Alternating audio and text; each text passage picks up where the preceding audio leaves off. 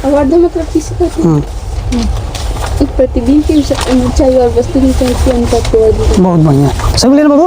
है वस्तु की आवर्धन क्या है? तो देखिए समझिए बात को ध्यान से, रट्टा नहीं मारना मेरे भाई। दो चीज़ आपको याद रखना है इसके परिभाषा को बनाने के लिए। पहली बात ये कि भाई इसमें दो चीज़ होगा, एक होगा प्रतिबिंब और दूसरा होगा वस्तु, है ना। तो प्रतिबिंब की ऊंचाई और वस्तु की ऊंचाई के अनुपात को क्या कहेंगे बाबू? हम क्या कहेंगे? आवर्धन कहेंगे। तो थोड़ी सी बातें समझिए ध्यान से, आवर्धन को कैसे डिफाइन करना है। तो देखिए बाबू, कहना ये है कि आवर्धन को हम अंग्रेजी में एम कहते हैं, है ना। तो ऊपर देखिए, याद रखिएगा यहाँ पे, देखिए क्या कहिएगा बाबू? तो कहिएगा कि सर जी प्रतिबिंब, देखिए यहाँ से प्रतिबिंब की ऊंचाई रहेगी और बट्टा में क्या रहेगा बाबू?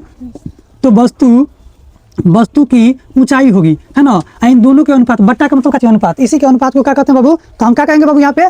आवर्धन कहेंगे। और बात ये आता है कि इसका प्रयोग क्यों होता है। तो इस आवर्धन के माध्यम से हम पता कर पाते हैं कि वस्तु छोटा है या बड़ा है, ये पता करते हैं। दूसरी बात आपसे पूछा जाता है एग्जाम में कि इसका एसआई मात्रक क्या होगा। तो देखिए ध्यान से, तो भाई इसका एसआई मात्रक भी समझ लीजिए। अगर कहा जाए कि बाबू आपसे कि आवर्धन का क्या बाबू आपसे कहा जाए एसआई मात्रक क्या होगा, तो कहिएगा यह मात्रक विहीन होता है। क्या होता है बाबू? मात्रक क्या होता है बाबू? मात्रक विहीन होता है। याद रखिए बाबू, मात्रक विहीन कैसे होता है? देखिए ध्यान से, तो अगर m बराबर प्रतिबिंब की ऊंचाई को किसमें? मीटर में मापेंगे ना बाबू। अब वस्तु की ऊंचाई को भी क्या मीटर में मापेंगे, तो मीटर से मीटर कट गया। तो इस प्रकार से इसका कोई मात्रक नहीं होता है। तो ये आपको एक लाइन में याद रखना है।